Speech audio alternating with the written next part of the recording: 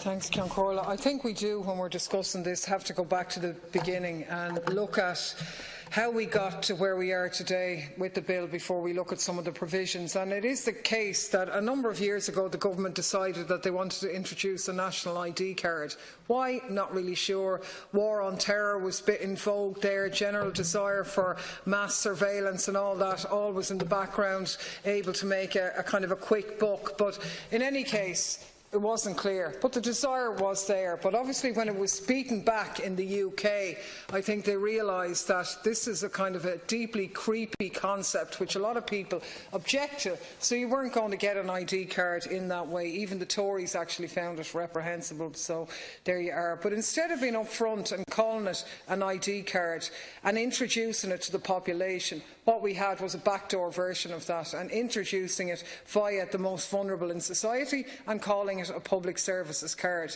A new policy was introduced where if you wanted to get your social protection payments, you had to get a PSC. If you didn't, your income was going to be cut. And even though it's shocking and outrageous, it is interesting to say that the media largely ignored the issue, because at that time Fine Gael and Labour, and indeed the former Minister of Social Protection from the Labour Party who was there at the time, was pushing the lie that social welfare fraud was a major problem and that those cards were going to solve it. So nobody even noticed until the pensioners' payment was cut when she refused to get a public services card. And the media then started to take notice when tens and tens of thousands had already been issued. We know the Data Protection Commissioner then launched an investigation. That investigation has been going on for over a year now, which is pretty unbelievable considering there actually isn't much to investigate. In the meantime, of course, the card was made mandatory for a whole range of essential services, despite the fact that there was no legal basis to do so. And each time it was made mandatory for a new service,